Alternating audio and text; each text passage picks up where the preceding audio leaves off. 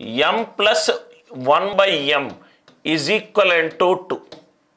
Statement 1, m square is equivalent to 1. Statement 2, m less than 0. m less than 0. చాలా మంచి interesting questions. Is m plus 1 by m is m plus 1 by m equivalent to 2. Star mark పెట్టుకోండి. ఈ question నాకు తెలిసి ఇక్కడి నుంచి మీరు చేసే తప్పులన్నీ మీకు తెలిసిపోతాయి sir. Is m plus 1 by m equivalent to 2. Statement 1, m square is equivalent to 1. First నేను స్టేట్మెంట్ 1 అలోన్ యూజ్ చేసి సాల్వ్ చేస్తాను. Statement 1 alone first statement use చేసి సాల్వ్ చేస్తాను. ఏంటి sir? m square equivalent to 1. m square equivalent to 1. m square equivalent to 1. Sir మీరు ఇక్కడ first చేసే తప్పు సార్, ఇక్కడ mకి 2 వాల్యూలు వచ్చాయి అని మీరు తొందరపడి స్టేట్మెంట్ 2 ఇది ఇలా క్వశ్చన్ ఏమిచ్చాడు? m ప్లస్ 1 బై m 2 అవుతుందా కాదా అని అడిగాడు. ఇక్కడ m వాల్యూ గురించి అడగట్లేదు. m స్క్వేర్ ఈక్వలెంట్ టు 1 ఉన్నప్పుడు m ప్లస్ 1 బై m 2 అవుతుందా లేదా అడిగాడు. ఇక్కడ m ఏ వాల్యూ వచ్చింది? 1 వచ్చింది, -1 వచ్చింది. 1 సబ్స్టిట్యూట్ చేస్తే 1 ప్లస్ 1 బై m 1 ప్లస్ 1 2 అవుతుంది సార్ అని చెప్పి మీరు అన్నారు. ఎప్పుడు m ఈక్వలెంట్ టు 1 సబ్స్టిట్యూట్ చేసినప్పుడు. -1 కనుక పెట్టినప్పుడు -1 బై -1 -1 ఎంత?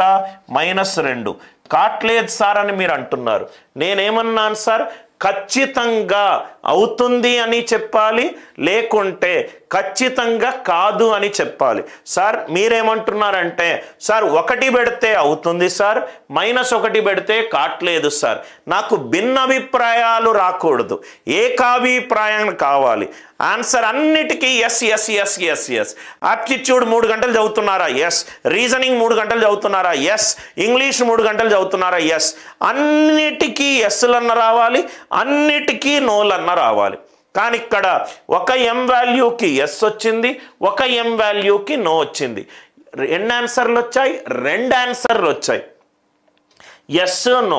నాకు 2 ఆన్సర్లు రాకూడదు సార్, నాకు 2 ఆన్సర్లు రాకూడదు. కాబట్టి ఇది తప్పు, కాబట్టి ఇది తప్పు. స్టేట్మెంట్ 1 అలోన్ నాకు 2 ఆన్సర్లు వచ్చాయి, కాబట్టి స్టేట్మెంట్ 2కి వెళ్తున్నాను. ఓన్లీ రెండో స్టేట్మెంట్ యూజ్ చేసి ఖచ్చితంగా అవును లేకుంటే ఖచ్చితంగా కాదు అని చెప్పగలుగుతావు అని అడుగుతుంది. స్టేట్మెంట్ 2 ఏమంటుంది? m is less than 0. m అనేది 0 కంటే తక్కువ అంటే m అనేది నెగటివ్. m అనేది నెగటివ్ వాల్యూ.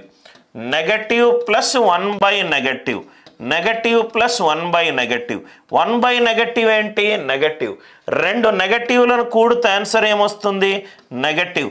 నెగటివ్ అనేది పాజిటివ్కి ఈక్వల్ అవుతుందా? ఖచ్చితంగా కాదు, ఖచ్చితంగా కాదు. నాకు ఆన్సర్ ఖచ్చితంగా అవును అన్నా కావాలి, ఖచ్చితంగా కాదు అన్నా కావాలి. m is less than 0. Less than 0 అంటే m negative, negative plus 1 by negative. Negative negative కూడితే నాకేమొస్తుంది? నెగటివ్ వస్తుంది. కానీ రైట్ హ్యాండ్ సైడ్లో 2 అనేది నాకు ఏముంది? పాజిటివ్ ఉంది. స్టేట్మెంట్ 2 యూజ్ చేస్తే ఖచ్చితంగా కాదు అని నేను చెప్పగలుగుతున్నానా? ఎస్. కాబట్టి చెబితే గనక నేను ఆపాలి. ఈ క్వశ్చన్కి ఆన్సర్ ఏంటి sir? Statement 2 alone. Only statement 2 ద్వారా నేను ఖచ్చితంగా right m plus 1 by m 2 కాదు అని నేను చెప్పగలుగుతున్నాను.